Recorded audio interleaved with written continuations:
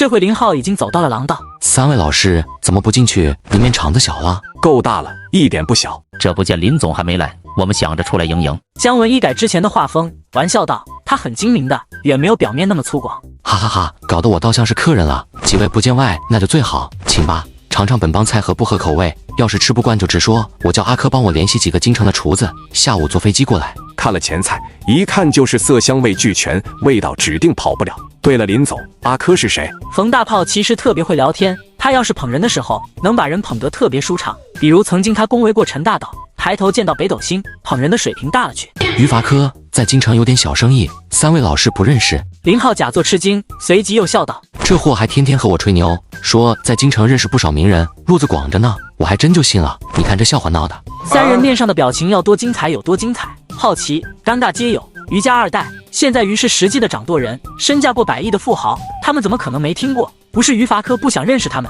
是他们想认识对方也没路子啊。之前的那点轻视之心，三人算是彻底没了。乖乖于家的商业布局，在林浩口中变成了小生意，这口气大到没边了呀。说白了，林浩就是在秀肌肉，不想着谁巴结谁，但也别谁看不起谁。张果丽和冯大炮不着痕迹的对视一眼，心中的疑问尽解。怪不得旗下一个艺人签代言合同，黄总会亲自过来，还对一个小年轻这么客气。呵呵，于总的大名我们当然听过，冒昧问一句，林总的主业是什么？张果丽开口抹去了之前的尴尬。打鱼的，地道的渔民。各位老师多待2天，我开船带你们出海玩玩。这时旁边的门打开，大玉探头见到林浩没好气道：“咋跟几位老师在门口聊起来了？菜齐了。”和三位老师一见如故，这一聊啥都忘了。三位请，咱先吃饭，吃完回村里休息。此刻三人可没了之前的气焰，对于说回村里休息也没提出啥异议。进入里面，真正上桌就坐，又是好一番拉扯，最终还是陈道明坐在了最上方的位置，林浩和老黄一左一右，林浩的右边，冯大炮抢先一步占了这个位置。想必都饿了，咱先吃点东西。空腹喝酒易醉，而且伤身。大家也不再客气，纷纷夹起面前盘子的食物。冯大炮夹了一块白切的鸡肉，吃了一口，双眼一亮。这鸡咋做的？白切鸡我吃了不少，就没吃过这么鲜亮嫩滑的口感来。冯老师，做法其实都一样的，主要是鸡的养殖方式不同，都是吃海鲜和果子长大的。我还没实现海鲜自由呢，鸡先实现了。冯大炮的一句玩笑话，惹得在座的人皆是大笑不已。这也是自家职场出来的，喜欢就多吃点。咱这天气热，鸭汤是凉性的，多喝点挺好。这次林浩开的口，接着便让服务员上酒。林总，那几个老外是咋回事？姜文还是对几个老外感兴趣，当然也纯粹就是好奇。其中一个是我的合作伙伴，我在漂亮国有点小生意，投了几个亿，现在是他帮我在打理。另外3个是来买东西的，下午我可能要失陪一下。随即又看向李冰冰笑道：“我和冰冰姐就是在漂亮国认识的，我当时过去就是处理一下业务，待了1个月，可把憋屈坏了，吃的那叫一个不合口。”在场众人除了大玉，有震惊的，有一脸便秘的，心中暗骂人言否。几个亿还是小生意，那大生意是多少来着？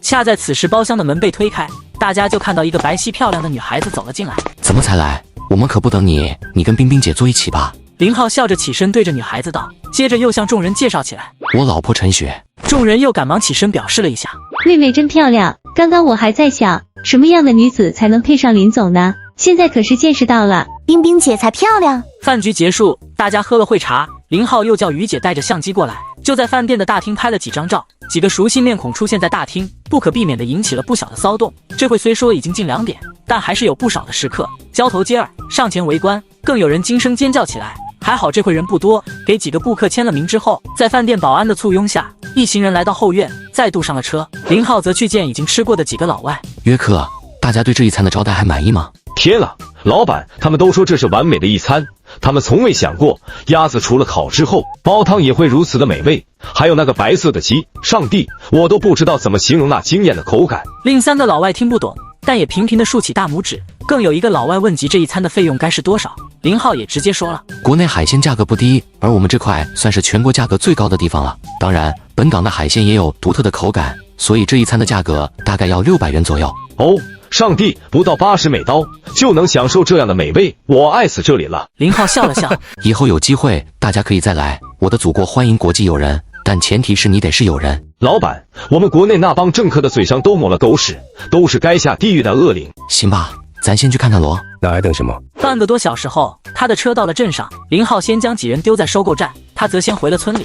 刚到新宅，发现大家居然还没有休息，都在院中央大鱼缸旁边闲聊。可以休息一会的。他进来笑着道。林总，你是这个？冯大炮竖了一个大拇指，接着又解释道。人家有钱买别墅，更有钱的买四合院，和您这一对比，他们都傻透了。您这院子太好了，面朝大海，隐于乡野，这在古代可是真正的高人居所呀。冯老师，您就别夸了，房间挑好了吗？女士优先，刚刚上去看了，每间房都好。陈道明面上的笑容也多了，对于能住在这里，显然也颇为高兴。林总，赶明我要拍电影，借您这院子用成不？私人物品概不外借。姜文一怔，没成想他拒绝的这么干脆，却听林浩又笑道：“我说大导演，您的电影想选景，哪个地方政府不得配合着，就别来祸害我家了。”几人再度大笑，姜文也有些飘飘然。没错，自己就是大导，国内独一份的大导，老谋子都不是个。我跟冰冰姐他们出去一趟，你车子下午用吗？陈雪跑过来问道。林浩将车钥匙一递，这才问道：“去哪？”冰冰姐他们要游泳，没带泳衣，我们去市里买。目送他们离开，林浩才对陈道明等人道：“几位老师休息一下，要是不困，2楼还有一个小影视厅，可以看看电影。我还有事，差不多要1个小时左右。”您忙您忙。大玉留在这里，暂时担起了主人之责。林浩的车给开走了，便到大哥家把踏板摩托车推出来，骑着摩托车来到了镇上。收购站中，陈东已经展示了龙宫翁、熔罗3个老外，那个眼馋啊，恨不得现在就带着一对回家慢慢欣赏。林光耀带着罗干事和孙记者也赶来了，见到买主是4个老外，他们内心中有了一丝不好的预感。罗干事见到林浩现身，想着快刀斩乱麻。林总，一对螺我出5万块，有诚意了吧？林浩面上笑了笑。罗老师不要急，我先跟这几个老外谈谈。林总，这个螺怎么能卖给外国人呢？不能为了钱为所欲为吧？孙记者有些不忿。林浩对他的感官不算好，漂亮是漂亮，身材也不错，但就是那股子溢出来的傲气，让人有些不明白，到底哪来的自信？首先，这个螺并非我国独有，其次我国没有任何一条法律规定不准买卖。算了，不说这些。林浩突然觉得和他说这些没有意义，索性扭头迎向了约克几人。确认了吧？没错，哈格斯100%确定，这就是他们想要的龙宫翁熔罗。约克笑着回复。哈格斯和另2人对视一眼，这才齐齐看向林浩。